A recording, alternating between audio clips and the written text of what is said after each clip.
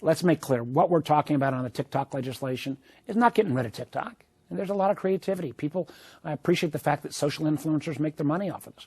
We're simply saying it shouldn't be ultimately controlled by the Communist Party of China. And the idea, if there was not a TikTok, and people said, well, should we allow a Chinese company to come in and collect data from 170 million Americans and have the propaganda value of, in terms of its reach, because TikTok users are on average about 90 minutes a day, of the combined weight of both Fox News and MSNBC together? Would we allow a Chinese company to come in and do that? And everybody would say, of course not. Just as China does not allow Facebook or YouTube or American platforms in China. So we ought to, we got to make sure this happens. Listen, and I had a different approach in the House. I had a more comprehensive approach, but politics, especially where I work right now, and legislating is the art of the possible. I want to make sure we pass something that can stand up to constitutional and legal muster. So I have to rely on the experts, and I've made inquiries at the Department of Justice.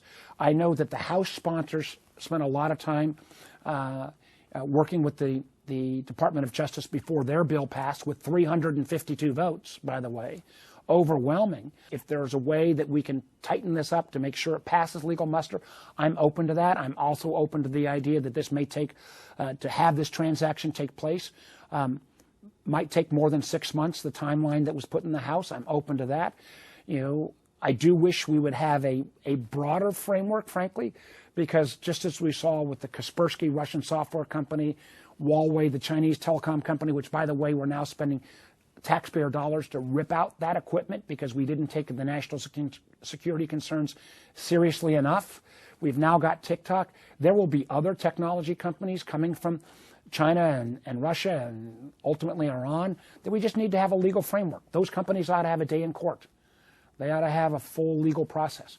But at the end of the day, in a world that is more and more driven by technology applications, we've got to have a national security framework. And let me, again, just quickly add, there are a lot of problems with all social media companies. I got challenges with Facebook, with YouTube, with Twitter, X now. And I think we need kids' online safety. I think we need a privacy bill. I think we frankly ought to get rid of their get-out-of-jail-free card in terms of no moderation of content, so-called Section 230. So I would like to see a more comprehensive, even beyond just the national security bill. We've seen this movie before. These tech companies are extraordinarily powerful. I believe we will find a way to get to a vehicle that I hope the Senate can act on very, very quickly. Again, we go into we're in an election year, and one of the things that my Intelligence Committee is going to have an open hearing on next week is the threat of foreign interference in our elections. We have a whole lot of Americans who already, unfortunately, don't trust any of our institutions. We have nation states like China and Russia that realize it's because of our open society, it's easy to try to interfere in our elections, as Russia did in 2016. We've got, artificial intelligence tools that allow this interference to take place at a speed and scale exponentially faster.